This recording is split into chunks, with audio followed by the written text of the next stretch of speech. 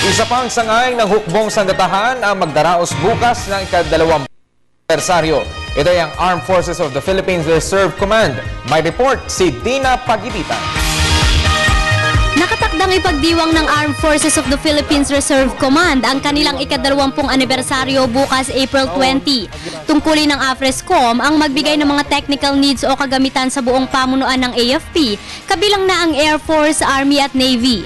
Gayon din na mag-monitor sa mga technical services na kinabibilangan ng mga doktor, nurses, pari, veterinaryo at marami pang iba, kung saan sila ang katuwang ng mga tropa ng sundalo sa mga serbisyo publiko, katulad ng mga medical missions at dental mission.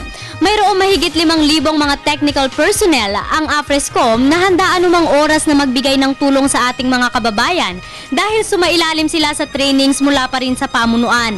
Sa kanilang ika-20 taon ng serbisyo, maaasahan daw ng publiko ang walang sawang paglilingkod.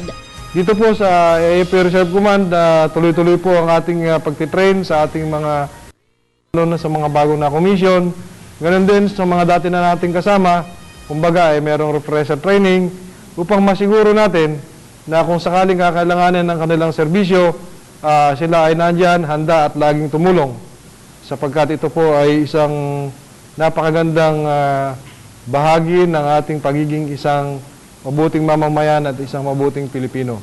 Bukas din ang pamunuan sa mga gustong magboluntaryong maging bahagi ng AFRESCOM, hindi sa gera, kung hindi sa kanilang pagbibigay ng tulong sa mga nangangailangan. Tulungan po natin ang ating Armed Forces of the Philippines upang kanyang maisakatuparan ang kanyang misyon, lalong-lalo na dito sa pagkakaroon ng isang mapayapa at maunlad na Pilipinas. Para sa Telebisyon ng Bayan, ako si Dina Pagibitan.